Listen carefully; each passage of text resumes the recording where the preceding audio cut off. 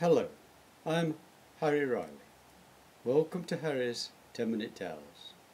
This is called Two Old Codgers by Harry Riley.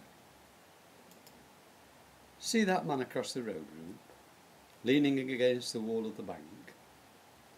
The senior citizen, being thus addressed, adjusted his cracked spectacles and peered short-sightedly across the road. "Hold on, mate. The old peepers ain't what they used to be."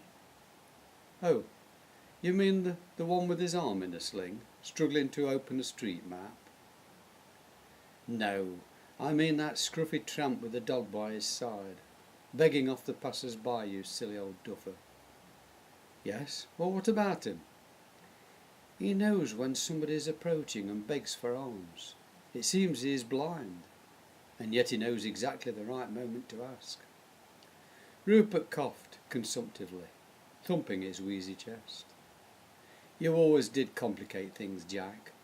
The man has clearly lost his sight, but his hearing has become more acute to compensate. It's a well-known fact." The two old comrades were rested up outside a cafe in London, sipping coffee and enjoying the warmth of a bright summer morning.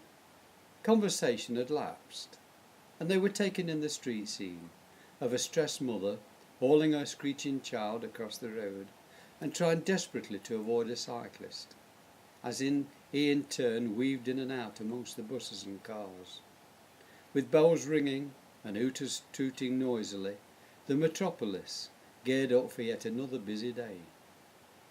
Seconds later, a security van pulled up opposite the cafe, parking near-side wheels on the pavement. A helmeted guard climbed out of his cab and entered the bank, swinging his heavy metal money case by his side. It was done so casually, but a man, who moments before had his arm in a sling, was now wearing a balaclava and sporting an automatic weapon, as was the blind beggar. Both rushed into the bank yelling and roughly pushed aside the two startled male pensioners as they simultaneously tried to enter. The dog barked loudly as it sensed a sudden excitement. People stopped to stare, and a truck ground to a halt.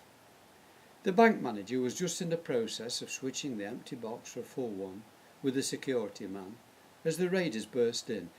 "Down on the floor or I'll blow your bloody heads off," the blind beggar screamed in a strong Irish accent.